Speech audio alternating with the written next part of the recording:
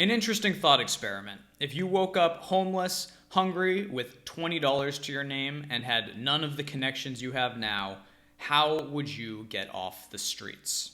But you can see that the person asking this question is just some guy, I don't know who he is. He's clearly got a point to make because he followed this up by saying, if your answer isn't hoping for some luck, hope for some available social structures, and or crime, chances are very high you are being unrealistic. And he's basically trying to talk about privilege. It would require luck, crime, or social structures in order to get out of it. First of all, let me point out that just saying, oh, you need social structures to survive, that's so broad and obviously true. I don't really know anybody that argues that you don't need any social structures to survive. But I have a feeling that his idea of what those social structures should be are not the same as my idea. And I can say that that's true because I went back and looked at some of what this guy writes. And it's basically just socialism, social justice warrior stuff. Life isn't fair, capitalists are greedy. And so basically this is just his way of saying the government should take care of those social structures. So already from the beginning, the question is loaded. If you woke up homeless, hungry, with $20 to your name, and had none of the connections you have now, how would you get off the streets?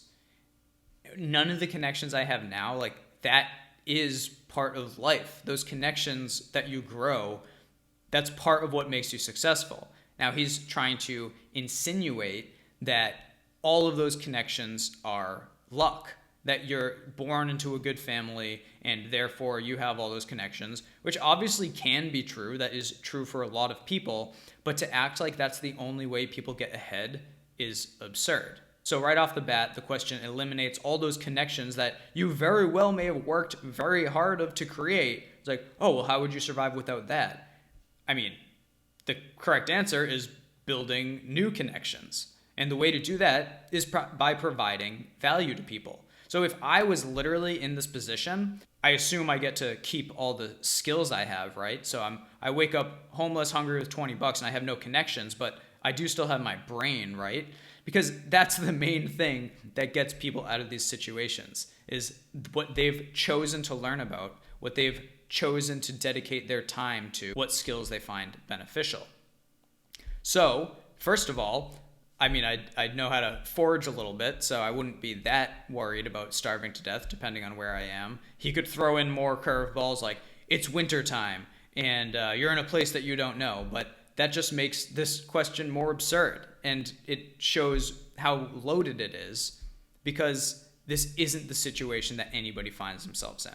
And I'm not saying all homeless people are to blame for their predicament, but this doesn't happen in a vacuum. They don't just wake up like that suddenly. Yes, they were probably failed by their parents, and that's not fair, and I think there should be other social structures that can help there, and that's a point I'm going to get back to in a minute. So one of those skills, I can forage for wild edibles, so there I'm not super hungry. And then I would find somebody to provide value for so that I could earn my next $20. If I impress that person, they become a connection. Now I have one more connection. Maybe they know somebody that I can earn more money from, performing similar beneficial, mutually beneficial things. I provide a product or service, they provide some money so that I can survive. This is the basic condition of the world. I'm going to use a meme here to demonstrate my point. So a worker thinks my labor is exploited by capitalists who steal the excess value. And this Chad points out, no, the value of your labor is how much you can earn by working for yourself. You exploit the capital investments of an employer to get higher earnings by working for them instead of working for yourself. We know this is objectively true because otherwise, why wouldn't people just work for themselves? The capitalist provides all this infrastructure and all this equipment that makes your labor worth more. So without that equipment, could you earn the same amount? So getting back to the scenario where you just wake up with nothing, that's the true value of your labor, is what you can do with nothing. The proper way to respond in this situation is to provide other people with value and trade that value. So you're trading your labor and your expertise for money. If I haven't lost all of my intellectual capabilities, I think I could get off the streets pretty quickly. And I don't think that's luck, and it's definitely not crime. I'm not talking about crime. So let's talk about this big caveat: available social structures. So is other people around available social structures? So when I talk about being able to work for other people, that's a social structure. So there are other wealthy people in society that I can provide value to, and they can in turn give me value. Is that a social structure? Because then the entire socialist point is just wrong. That's the best social structure to get out of this scenario. To get out of this situation, the best social structure is a rich society with lots of people who have already had success willing to pay you to provide them value. He probably means welfare-like social structures where you give your money to the government and they waste most of it and allege to help a few people. And for people that are truly down on their luck, communities, families, religions have been there for millennia to help people. You don't need to send all the value of society through this government ringer where it goes through filters of corruption and waste before it reaches any of the people that actually need help, and then doesn't have the proper incentives to ensure that those people that need help are actually in need and are actually using that support the right way. Or can they use their welfare cash benefits on cigarettes or stupid products at the store filled with high fructose corn syrup that you shouldn't be buying? There are much better social structures than the government to provide people who truly can't do it for themselves with what they need. But I do like this framing of it's the worker exploiting the capitalist because basically what would the worker be able to do without the factory, the machines, the infrastructure, the customers that are provided by the capitalist? If the worker can go out there and do that all on their own and make more money, they should be. So the true value of the labor is actually lower without the capitalist. So these are the same people that when Elon Musk decides to spend $40 billion on whatever he wants, they say that he could have ended world hunger instead. And then when the federal government goes and spends $80 billion on hiring IRS agents, well, for some reason they couldn't have solved world hunger twice. Nor could they do that with their $6 trillion budget. Nor could the World Food Program do that with their gigantic budget when they claim that Elon Musk could have solved hunger with the same amount of money. And yet, people think that the way to solve the world's problems is to increase taxes, as if the government is going to do with the next $6 trillion what they couldn't or were unwilling to do with the last $6 trillion. It's really absurd that people still think that raising more tax revenue is going to solve these problems which continue to not be solved with the current tax revenue. What's going on there? But anyway, so these socialists like to share stuff like this. I learned that in ancient Athens, only the 300 wealthiest citizens had to pay tax. This was considered a high honor, and taxpayers competed to provide the greatest public good. So this is actually true. It wasn't just ancient Athens. There was some of the structure remained in Roman times, and basically they depended on rich people pretty much voluntarily funding these large-scale projects. There was an example of Herodes Atticus, who was this guy born in 101 AD into a wealthy family in Greece, which was at the time part of the Roman Empire.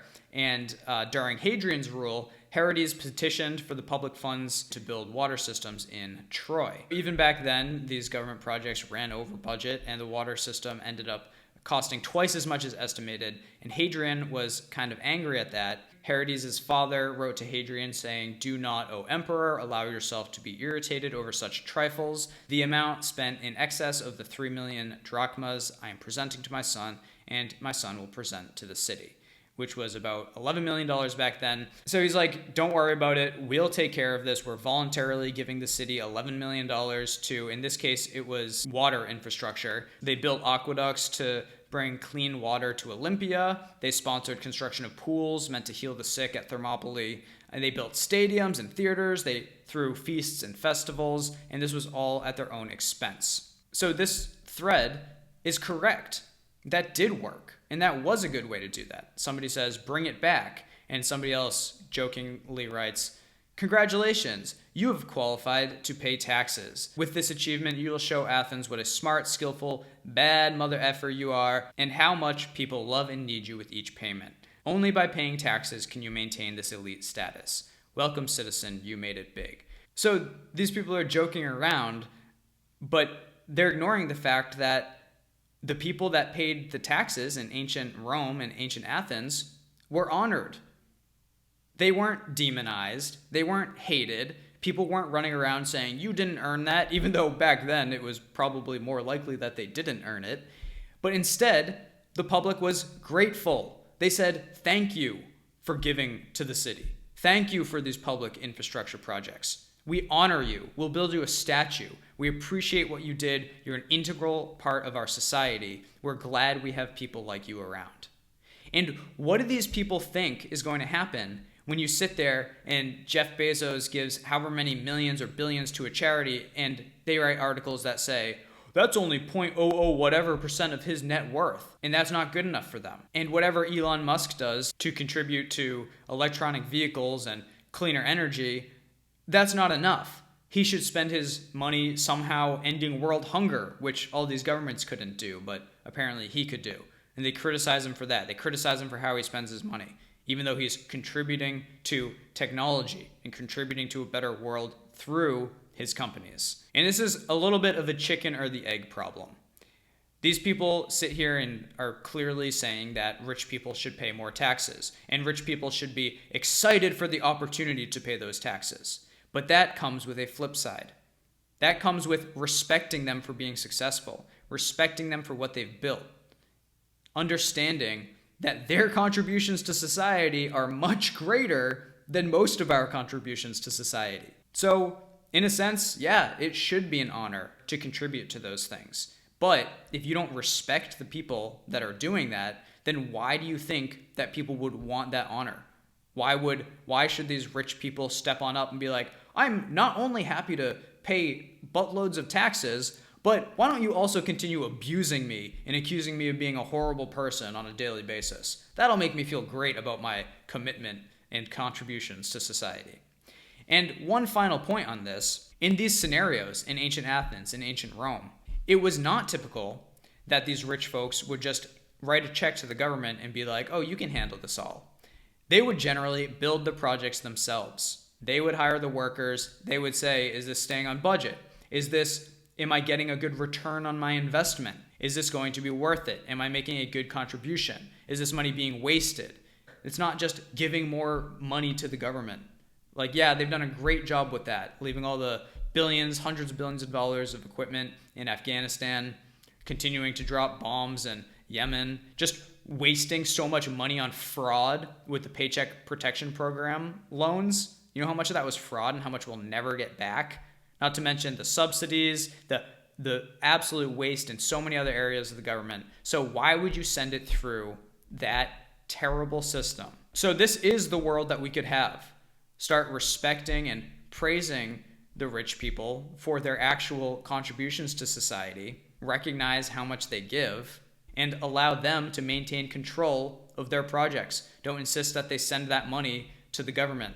Because guess what? The rich people are better at stewarding their wealth than the government is. They shouldn't send it to a much less efficient, corrupt institution to distribute that money when they've already proven as the rich person that they know how to create it and they know how to spend it so that it creates more value. And I think another thing that they don't realize is that we're actually perfectly capable of building this type of society. If that's a society that you want to see where wealthy people give back and the community appreciates it, you can build that. All the incentives are not aligned right now with the way that the federal government works and the way the socialists think and the way they think that taxes are going to somehow make the world a better place. That's clearly not true.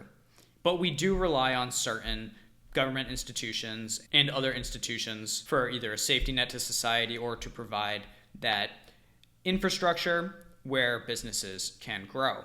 But we don't need to rely on the government and these other institutions to provide that. We actually have the ability these days to provide all of that for ourselves. We can have completely off-grid, self-sufficient communities that take care of everything they need for themselves. And wealthy people are going to be the ones that build those communities. And we can start moving towards that goal of this world we want to see by starting parallel economy businesses and building this infrastructure that we need for when you can no longer rely on these collapsing and corrupt institutions. So what the socialists are fighting for is not only to waste more of our money giving it to the government, but they're also voting for this centralized world where the government has so much control that you can't do this on your own. You can't go and make it. You need permission. You're forced every day into the centralized one-size-fits-all society that doesn't work for a lot of people. It's a little ironic that they keep promoting this centralized garbage